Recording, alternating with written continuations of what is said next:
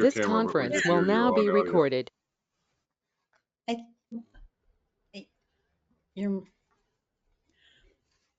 Your mic's on. I don't now. have audio right now, everyone. I'm gonna come back in a minute and see if I can get it. Okay. Is it that he's not hearing us? Because we heard him. Yeah, he doesn't have a speaker. I think that's what he's saying. Yes, ma'am. Oh, okay. Alrighty. Then I think I can go ahead, and then if I don't have the full list, you guys can let me know.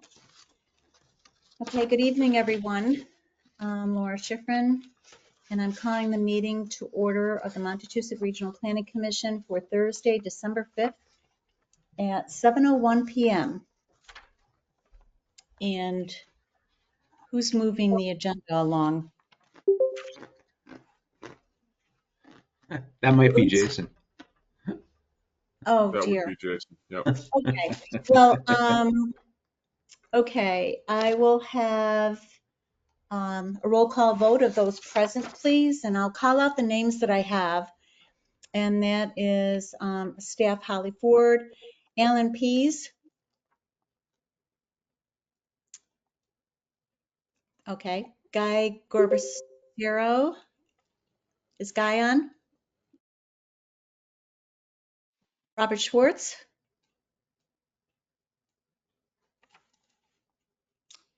Dean Valier. So much for my list, guys. Karen Chapman. I know Karen's on. Jeff Tillotson. I know Jeff's on. Here. Okay. Brian Doherty. Brian Doherty, staff here, yes. Thank you. Doug Thornton. Thornton present. Mary Jo Bohart. Mary Jo Bohart here. Okay, Glenn Eaton's here, staff. Kathy Norton. Barbara Yoakum. I'm here. Okay. And I guess maybe I had Dina on twice. You missed Is Dan now? Kathy Norton just arrived. Okay. Anybody else whose name I did not call? I also just arrived, Christopher Monroe. Thank you. I can finally hear now, so Jason Stanton staff, and I can do roll call if you need me to, Laura. Okay, I think I did half of it, but I don't have Guy. I didn't hear Robert Schwartz. Guy and Bob aren't on yet. Okay, anybody else here who I did not call? All right, then I guess we're good because we're on record with who I did call. So the next on the agenda is the MRPC minutes of November 7th, 2024. Is there a motion to accept as received? Madam Chair, Jeff Tillotson here. We just had a question that came up in the chat. What is the number for quorum? We're past it. I think it's 5. 7. 5? 5. Oh, Okay, we're past it. thank you. Move to accept the minutes for the MRPC meeting November 7th, 2024. Is there a second? Monroe, second. Thank you. Any discussion on the minutes of November 7th, 2024? Hearing none. Jason, will you do the roll call, please? Just give me 1 second. Okay, Barbara Yoakum. Aye. Doug Thornton. Aye. Jeff Tillotson. Tillotson abstain. Kathy Norton. Here. Christopher Monroe. Aye. Laura Schifrin. Aye. Mary Jo Bohart. Aye. And then I just have Matt. I don't have a last name. Any commissioner's name not called in reference to the minutes we are approving?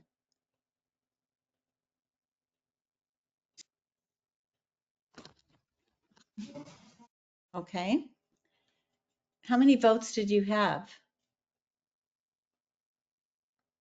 7, 7? Okay. yes. All right, thank you. Next on the agenda is any guest announcements? Glenn, do you know of any? None to my knowledge, unless Holly can see one that I don't. Okay. No, we just need to do the cash schedule. Oh, I skipped over that. Sorry about that. I didn't mean to do that, honestly. You Okay. were I'll do just the giving cash us schedule.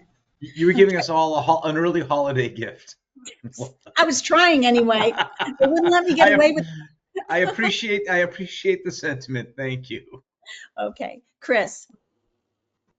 Okay, so the total opening balances for October 31st, 2024 were $459,618.35.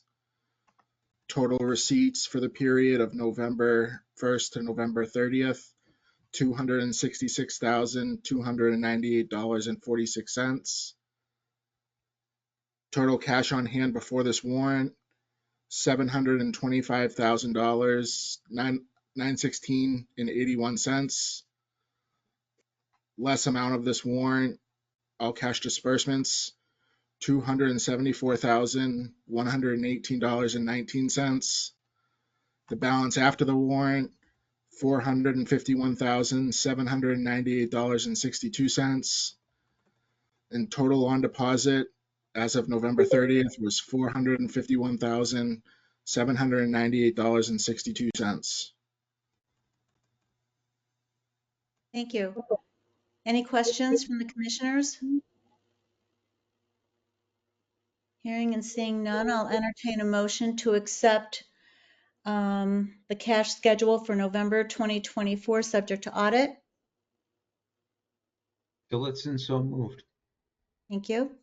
Is there a second? Second to Alan Pease. Bill? Any further discussion? Hearing and seeing none. Jason, would you do the roll call, please, for vote? Alan Pease, Aye. Barbara Yocum, Aye. Doug Thornton, Aye. Jeff Tillotson, Tillotson, aye. Kathy Norton, Aye. Christopher Monroe, Monroe, aye. Laura Schifrin, Aye. Mary Jo Bohart, Aye. and Matt. Oh, Matt's just here to learn, he says.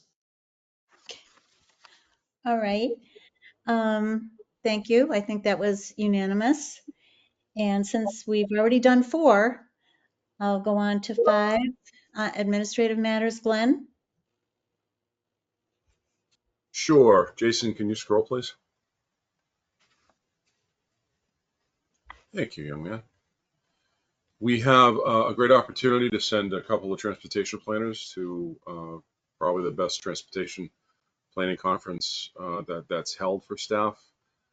I'll give you some background. On the first paragraph, I just want to let the commissioners know, new, old, new to the commissioners, or if you've been around for a while, MRPC's always been very, very proactive about wanting to get its staff trained.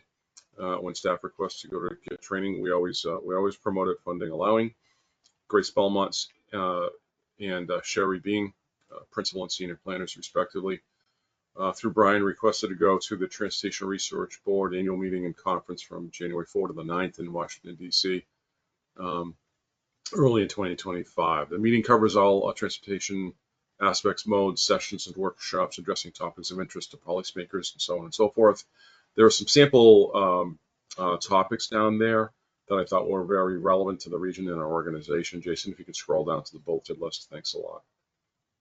And then after that, so people can get an idea of what they'd actually be learning and bringing back to the organization.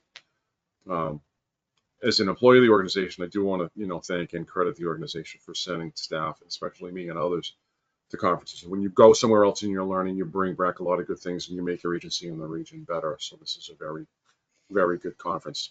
Generally speaking, a conference is $2,000 to $2,500 a person. What drives the cost, Jason, you can scroll down to the next paragraph or two, whatever is on maybe the next page. For example, an American Planning Association conference, which is pretty typical for planners to go to, that can be $2,500 to $3,000. The components of the price come down to the conference fee, the lodging, the airfare, and then meals and incidentals, and then local transit, which is usually the least amount in the overall budget. This one's a little higher than the average because the conference cost, the ticket to get in, if you will, is $1,125 per person. We did have to pull the trigger to meet with another policy, to comply with another policy that the organization will take advantage and try to get lower costs to try to book as early as possible.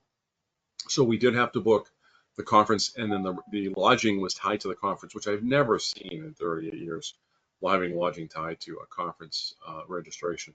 So we did pull the trigger on that just to make sure we had seats and hotel room lodging for Grace Inn Sherry. You can see the costs there: $2,250 for 2 people for the conference, $1,960 for the lodging, $800 for the flights for 2 people, $957 for meals, and then $600 for other incidentals. This is a little high on the meals and incidentals, but I always like to budget a little high on those components and then try to come in lower as you go. Obviously, we follow our policies, i.e. following the GSA rates. We'll adhere to that. So basically, both Brian and I are recommending that these staff go to the conference. The request here tonight is to request the commissioners approve of authorized out-of-state travel for the employees. We don't have an approval of commissioners for in-state travel for conferences, but we do have a policy to ask for approval from commissioners for out-of-state travel. Last paragraph, basically, we try to, whenever we can, charge directly to a contract for training and conferences. What does that mean? That basically means that we have contracts we charge directly to for staff costs, i.e. Payroll. You charge directly to a planning contract, and you deliver service under that planning contract. In this case, we also try to have other costs come under that contract versus the other bucket of money, which is the administrative money.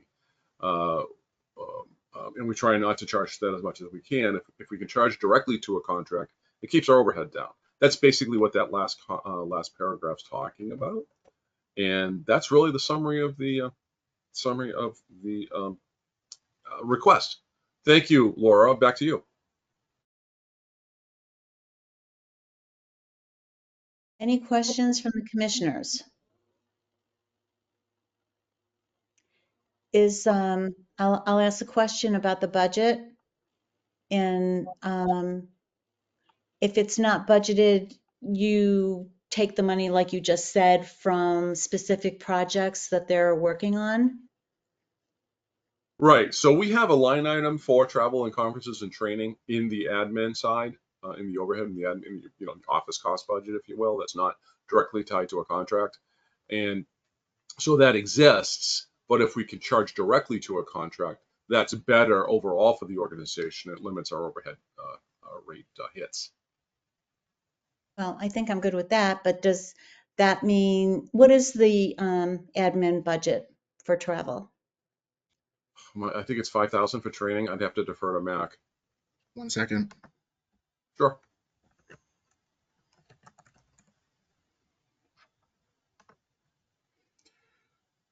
So we have for travel, we have for the admin side, we have $1,000, but under conference meetings and trainings, where we could also charge it to the admin side, there is a budget of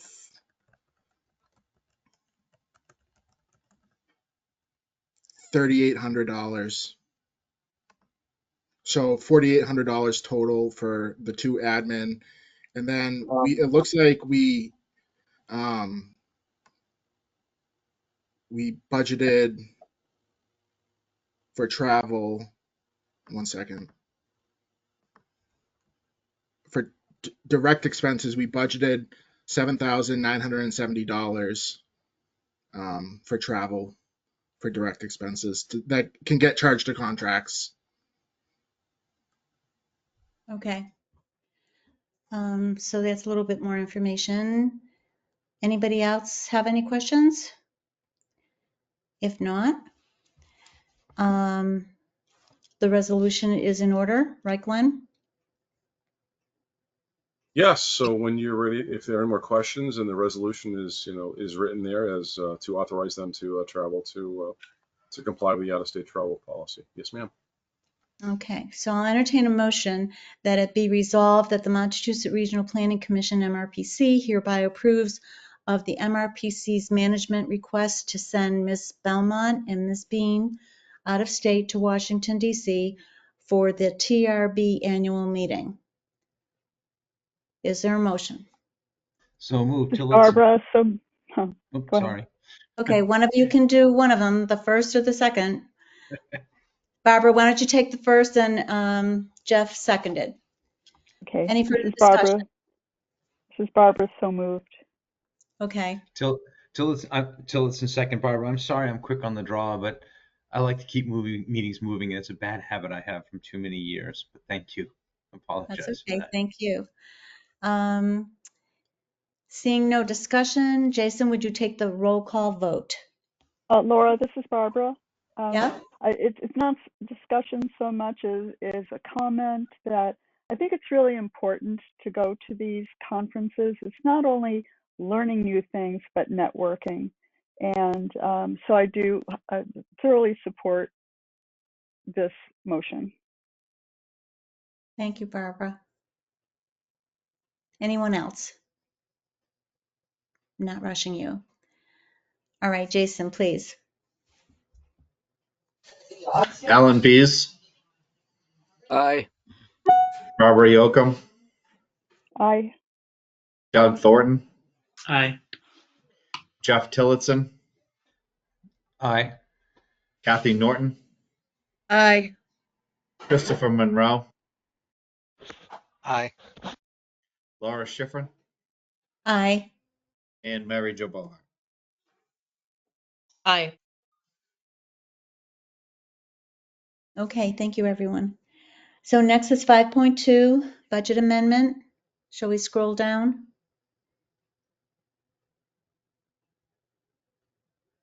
Thanks, Jason. Thanks, Madam Chair. So in November, we adjusted the budget to reduce the amount of dollars for interns down to basically flat to reflect our expenses for the interns through the summer and the fall. Basically, this request is to replenish the interns budget as we still need some help, which I didn't anticipate, quite frankly, 6 months ago through the balance of the fiscal year. So that's basically what the first paragraph says.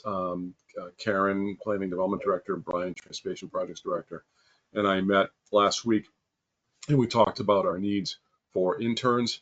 It was identified primarily, I believe, by Karen that public outreach assistance is our highest need in planning and development for right now for at least 5 of the approximately 35 ongoing projects.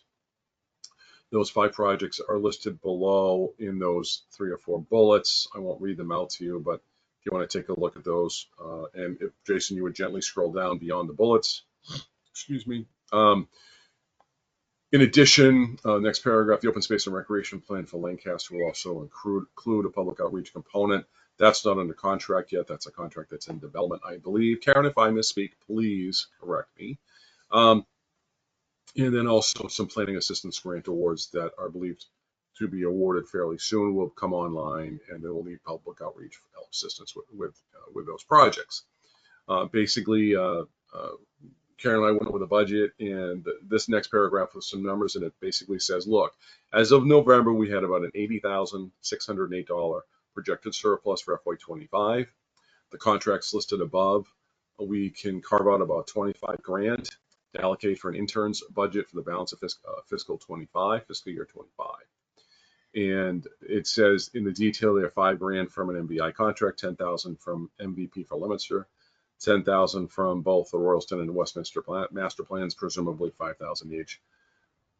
So if we take 25 from the 8608, we'll have a projected surplus of 55,608 as of tonight's vote, if you vote in the affirmative. Brian noted, and I believe Karen concurred, I definitely concurred in the parentheses there, the last paragraph, Please be advised that the MRPC management team also determined that centralizing procurement is also a high priority. 1 to 2 employees will be formally trained in Massachusetts Office of the Inspector General. They have online training programs in FY25 and FY26. We want to get a couple of people certified. Their mass certification public procurement official certificate. That's a quick sidebar. It's a commercial for the future to say we're going to need some money for training. We might have enough money in the training, but we might not. But we'll address that in the future. It's just an FYI, not directly related to the above, the interns, but that came up, and we owe you this information. It's a public agency. We do our business in public, and so this is basically to carve out some money for some interns and to hire for basically ideally January break. Somebody might be available for a spring semester. And then what it allows us to do is to advertise as we get closer to the beginning of the summer break, i.e. April or May, for any summer interns that might want to come back. I'll conclude my comments by saying that we did have a dream team of interns this past summer, and there were 4, and we could have had 5, but she applied too late. So the reality is that we're finally implementing a system where we're training interns, and they may be future candidates for jobs in the future with us. So we'll see how that goes over the next few years, but we want to make sure we're training interns and that they're helping us with real stuff on the ground. So that's it. Madam Chair Lady, back to you for the resolution. Thank you for your time.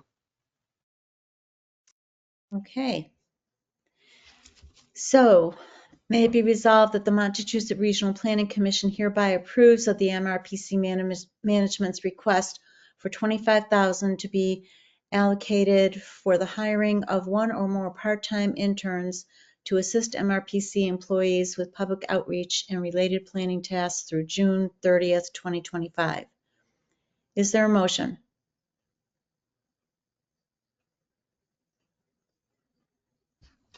Alan Pease, I'll move as printed on the agenda. Is there a second? Don't be shy. Barbara, second. Thank you, Barbara. Any further discussion? Hearing and seeing none. Jason, I'll take the roll call vote. Alan Pease, Aye. Barbara Yocum, Aye. Doug Thornton, Aye. Jeff Tillotson, Aye. Kathy Norton, Aye. Christopher Monroe, Aye. Laura Schifrin, Aye. and Mary Jo Bohart. Aye. Okay, Glenn, the next one is 5.3. Sure. Jason, could you scroll, please? He was already in process. That was a delay in the ether. Thanks a lot, Jay. So now that you've set up the budget for the interns, this is basically requesting approval to hire the interns. So management, we've discussed the needs to hire the interns, as I've stated above. They would be hired to complete the public outreach, some research and planning tasks related to some ongoing projects that we identified in 5.2 above. We'd like to advertise in accordance with the MRPC Employee Policies and Procedures Handbook for the January break, spring and early summer seasons as appropriate through the rest of the fiscal year. I mentioned the dream team already, so I won't belabor that point. The resolution is there for you all. Madam Chair Lady, back to you. So may it be resolved that the Montechusett Regional Planning Commission hereby authorizes the executive director to advertise and hire interns as needed to address the above projects and tasks. Management will provide reports to the commissioners when the new interns have been hired throughout fiscal 25. Is there a motion? Barbara Yocum, so moved. Okay, Barbara moved it. Is there a second? Second to Alan Pease. Thank you. Any further discussion? Hearing none. Jason, please, roll call. Alan Pease, Aye. Barbara Yocum, Aye. Doug Thornton, Aye. Jeff Tillotson, Aye. Kathy Norton, Aye. Christopher Monroe, Aye. Laura Schifrin, Aye. and Mary Jo Bohar. Aye. Okay, thank you. 5.4. Glenn, are there any administrative Yes, matters? there's, yeah, we have one, just to keep you in the loop. And I have something else that's in my brain box that I just want to mention. Um, at these meetings, I've gotten into a habit of having way too much admin and not enough stuff of more interest to commissioners. What I'm going to ask you all is over the next week or two, or after holidays, whatever works for you, please email Holly or me with topics where you'd like us to bring in a guest speaker to talk on something of interest. It might be about 40B, it might be a Devon's update, it might be about, the MBTA 3A law, it might be about how do you get something on the tip list. So please give us some ideas for what you would like in your role, whether it's planning board, board of selectmen, or both, or other. We'd like to hear from you, and we'll program those speakers at least every other month going forward. But I don't want to guess what you need, and I'd like to hear from you folks. So just send a simple email. If you've got 3 to 5 topics, then bury us with ideas. I just want to mention that before I drone on about the last thing, and then turn everything back to you, Madam Chair Lady. But 5.4, other admin matters. This is more of this is an FYI. There's no vote request here. So Holly and I have been poring over and talking to Jason and other staff here and there about artificial intelligence or an AI policy. Holly and I attended a training session recently put on by Employers Association of the Northeast. You see the date there. We have started to draft an AI policy. Right now, employees are not allowed, per directive that I wrote about 6 months ago or so, to not use AI in their work until we develop a policy. So we're just starting to test some AI platforms. I can see a policy that we adopt fairly soon, i.e. this winter. In other words, we draft something, we bounce it off of EANE, who is our consultant for human resources, and we punch it up, bring it to the commission, ideally this winter, probably not January, but I mean, personally, my target date would be February. If it's not, it'll be March at the outside. We really want to get this done. And I can envision that we would allow the use of an AI platform, 1 or 2 or 3, specifically in the policy. Don't use others, use these. And that this is new ground for, it's brand new ground for me, it's new ground for the world, but a lot more people in the world are a lot more conversant than I am. So I want to make sure, but we put something in place so the employees can use it. Before the training and throughout the training that we had, Holly and I, obviously AI is a tool, and I saw how its effect on our work can really aid us greatly in what we do.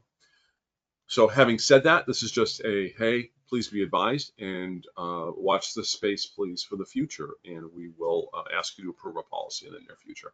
Thank you for your time. Please, again, I will close by saying, please send us some subjects. And if you'd like some speakers, we'll bring those in. Thank you, Laura. I'm done. Appreciate your time tonight. Okay, thank you. Madam Chair, this is Barbara. I'd also like to add another administrative matter, if I may. I participated with many MRPC members on November 19th. There was a tour given by the Devens Economic Commission. It was a tour of Devens talking about sustainable practices there, and it was fantastic. It was fun, it was engaging, I learned a lot, and it was terrific getting out in the field with so many MRPC staffers. So that was a great opportunity. Thank you That's for all. sharing. Thank you. Madam Chair, Jeff Tillotson here. Barbara, I want to amplify what you said. Unfortunately, something came up and I was unable to join you all that day, but we work fairly closely with Neil Angus here in Ayer, and I've informally seen a whole bunch of stuff they're doing over there. It is eye-opening, eye-popping, and really fantastic what Devens has done. The DEC has done over there. If you get a chance to go. It's the future's right here in our neighborhood. It's fantastic. Yes, and I learned on that tour that the legislation had passed that is going to be removing the cap of housing restrictions at Devens. So we're going to see a lot more development there in the housing department, and that's going to affect our community. We're right next door, as you are, in Shirley. It's exciting to see. They're doing a nice job over there. They are, and you know, Barbara, I look upon this, and excuse me, Madam Chair, for a moment. This presents phenomenal opportunities for us right on the doorstep, and people not that much farther away. It's just a great. What's going on at Devens is amazing. I mean, I know they talked about the green stuff, but so that you all know, there are 3 buildings there built on spec. 2 of them aren't even occupied yet. But the person building the buildings sat down with Devens and said, you know, we're going to build a campus here. What do we need? You should have someplace for people to eat, someplace for people to socialize. You need a gym and stuff like that. And they're building that in. And it's becoming very attractive to corporations who are in the incubator stage. A lot of high techs in the incubator stage. And these are buildings that are well built. They're built out for everything they need. They're built out as green buildings. And it's being very well received. I know we've been looking. Air had a jaundiced eye in the beginning, and now we're beginning to see it as a real opportunity for Air to do some stuff here in our town. So I'm sorry I missed it. I ended up having to shoot away on an unavoidable thing. So I hopefully that I can get Neil to give me a private tour soon, and if he decides to do it, maybe I'll see if he can open it up to a couple more people. Thank you. There's even places you can eat there. The Devens Canteen is really interesting. Have you seen that? I think it's on Jackson Road. Yeah. So, and it's the 3 buildings behind the canteen. If you stand across the street from the canteen, looking at the canteen, there are 3 similar buildings there. 2 of those are unoccupied right now. 1 is fully occupied.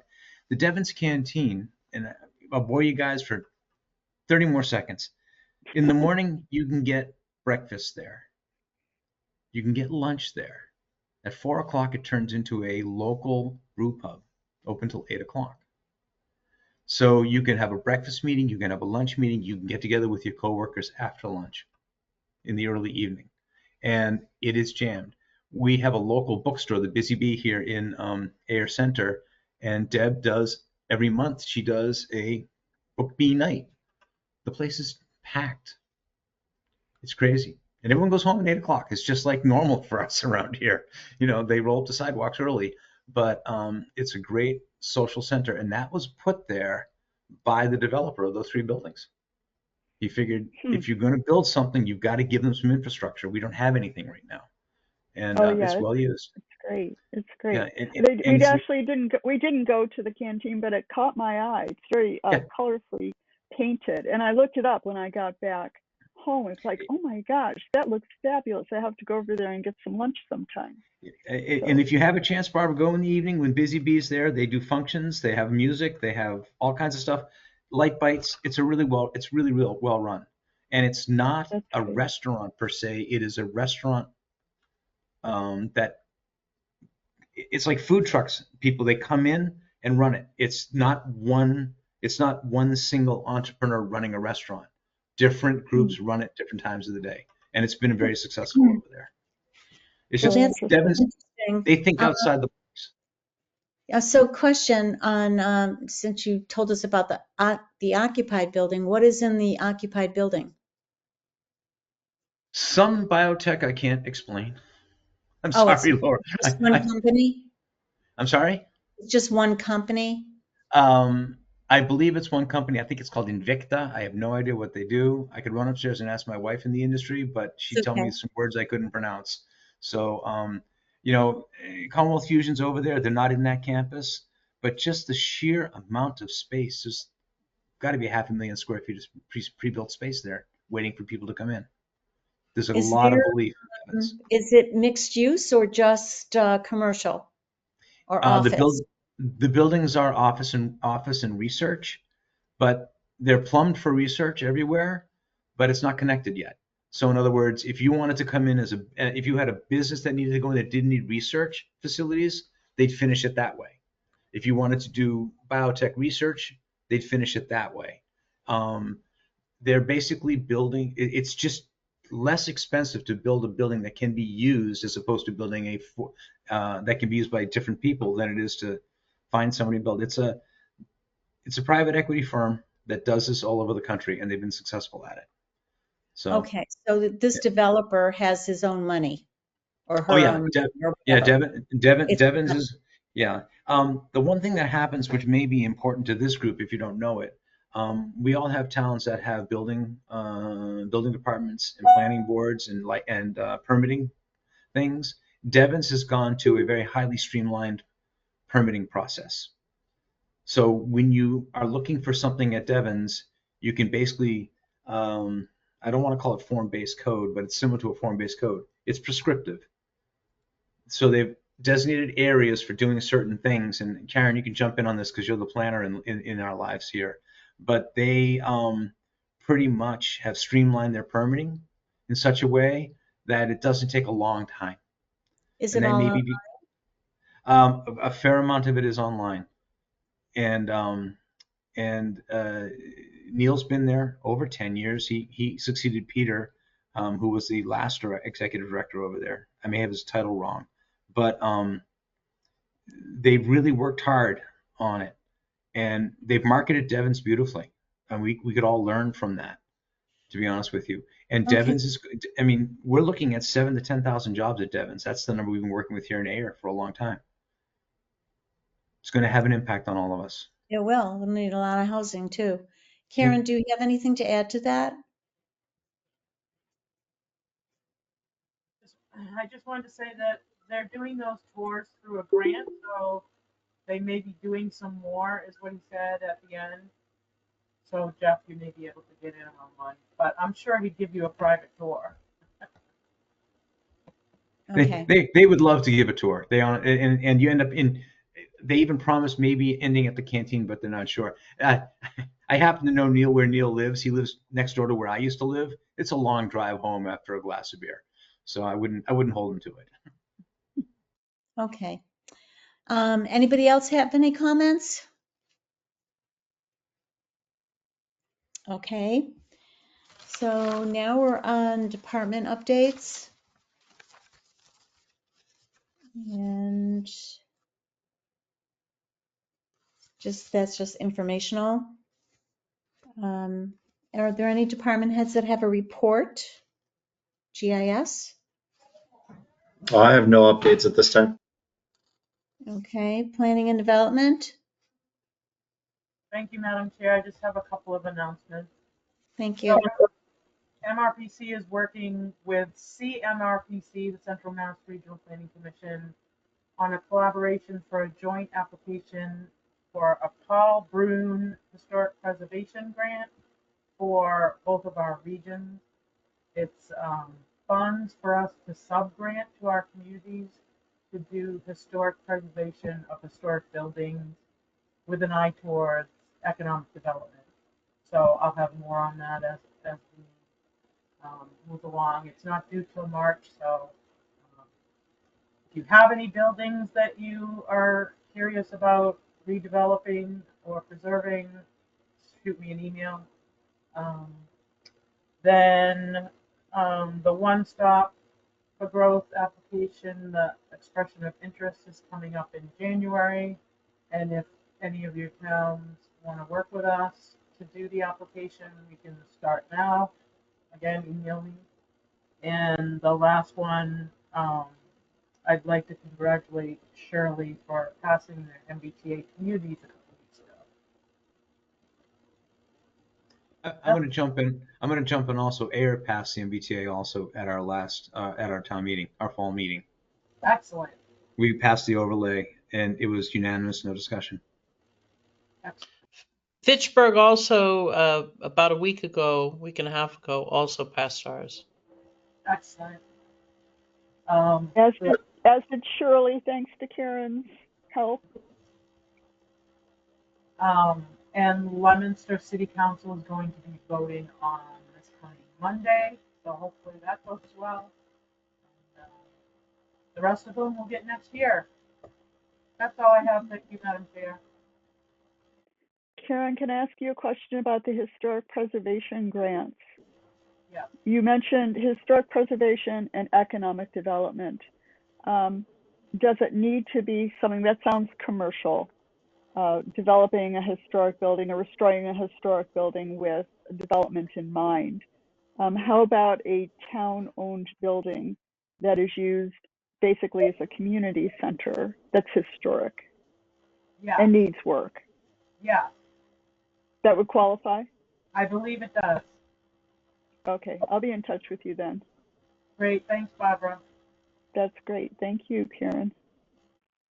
And Townsend maybe as well. Karen, if you wouldn't mind sending me the list of the bylaws that have passed and where and when, because Townsend's trying to get theirs done, but they keep delaying, saying that, oh, we should wait until after February when the guidelines come out.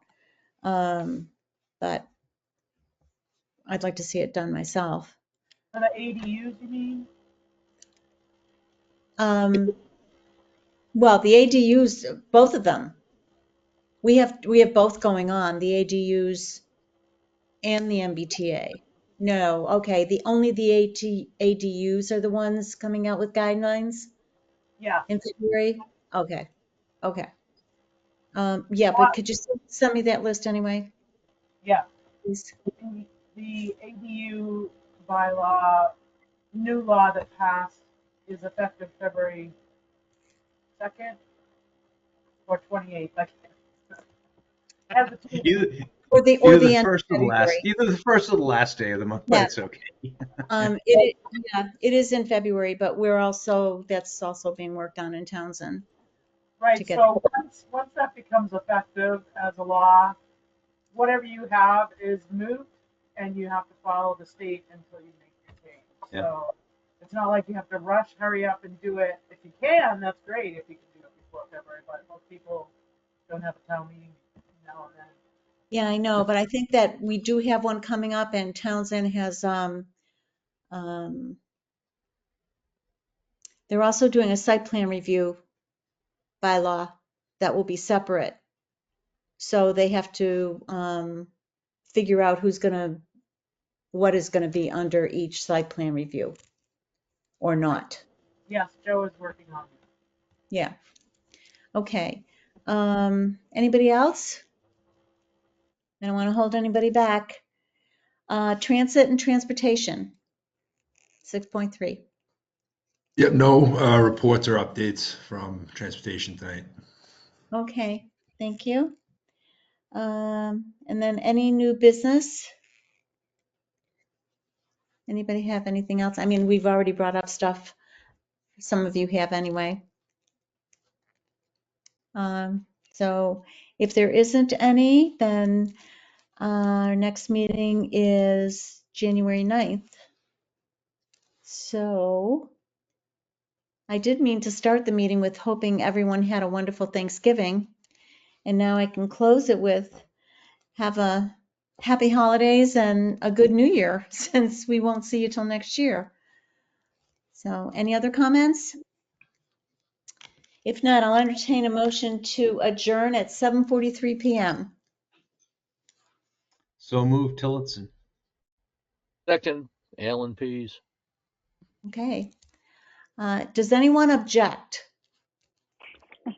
Seeing none, we are adjourned at Thank you. 7:44 p.m. Thank you all so much. Congratulations